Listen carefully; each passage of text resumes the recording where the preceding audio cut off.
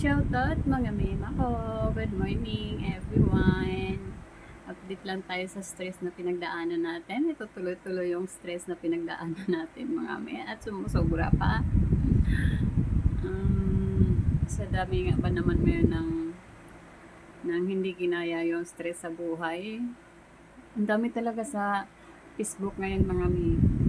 Tuloy pa rin yung balitang nagpatiwakal dahil hindi kinaya yung stress. Kaya ito yung video ko. Sana panoorin mo. Kung stress ka ngayon, panoorin mo to. Itong stress ko ngayon na nilalabanan, hindi basta-basta mga mima. Talaga. Ito, dagdagan, di ba? Stress na ako dati. Dahil doon sa mga kasamahan ko na hindi ko na ikasundo kasi diretso ako magsalita. Yun ang kinagalit nila. Ayaw kasi na makipagplastikan, yun bang parang okay lang sa akin nga hindi na okay. Yung pinagsabihin ko naman ng totoo, pero yun yung kinagalit nila, ay wala akong magagawa. Yun yung kinaka-stress ko dati.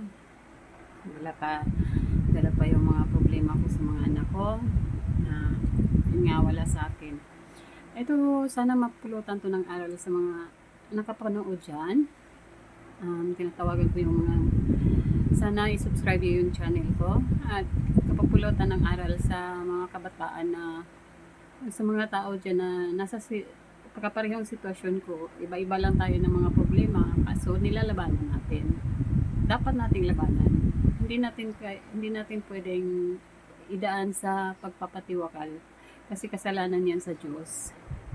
Hindi pwedeng tayo ang tumapo sa ating buhay.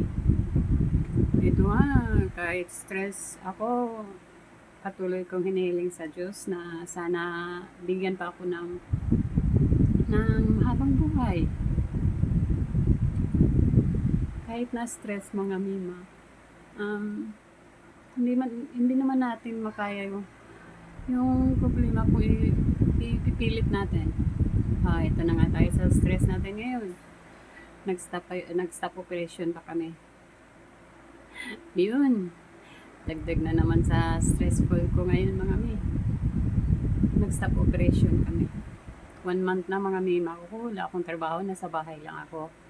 Ngayon, masaya na malungkot.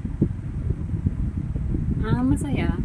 Kasi birthday ng 1 year ng apo ko. Yung sa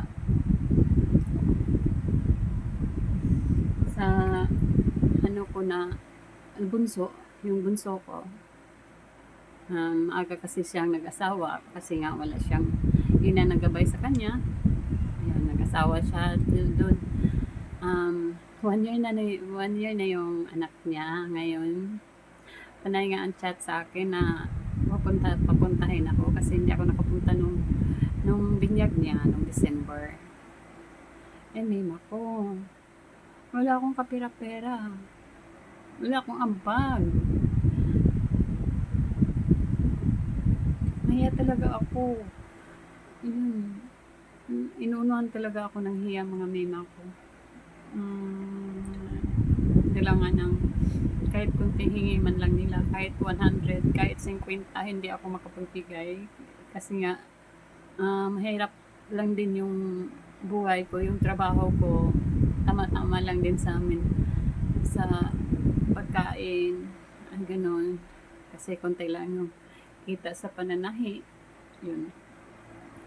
At ang ikakasama pa, nag-stop operation pa kami, 1 month na akong tambay.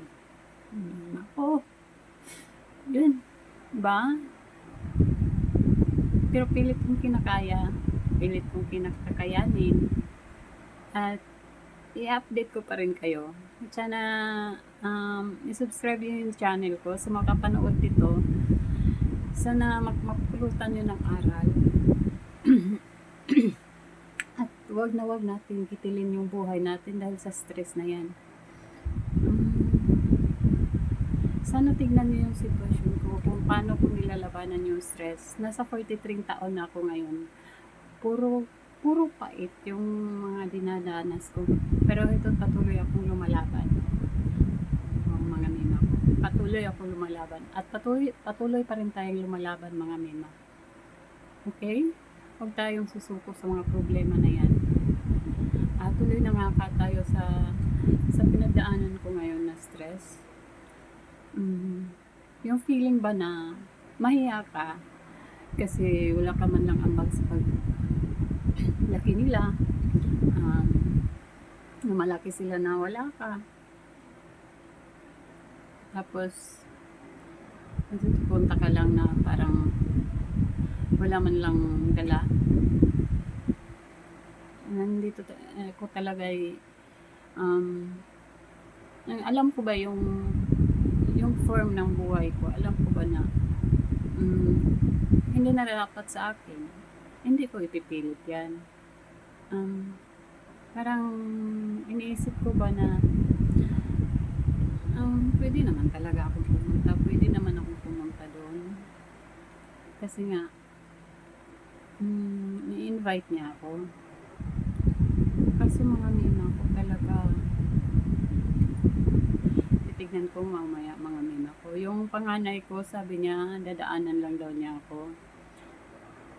May ano kasi sila, may service kasi sila. Pero kaso nga lang, wala akong dala doon. Tignan ko lang mamaya kung anong, kung i-update ko kayo mamaya mga mima ko kung anong mangyayari sa araw na to, na stress na pinagdaanan natin. Kaya tuloy lang tayo sa buhay, huwag nating hayaang manalo yung kasamaan. Kasi kung mag-iisip tayo na hindi ko na kaya to, tapusin ko na ang buhay ko, yun, sasakyan yan talaga ng panuway mga mema. At yun, kaya yun nagawa nila ang hindi dapat magawa. Sana patuloy pa rin tayong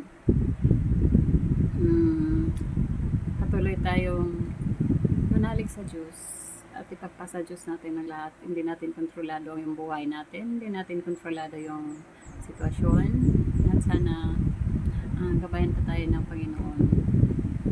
Yun mga mima ko, i-update ko kayo kung ano yung mangyayari sa sitwasyon ko ngayon. Hanggang dito na lang muna. Maraming salamat at sana i-subscribe yung channel ko. At sigurado kapupulutan to ng aral. Thank you and have a good day everyone. Please like and subscribe my channel. Thank you.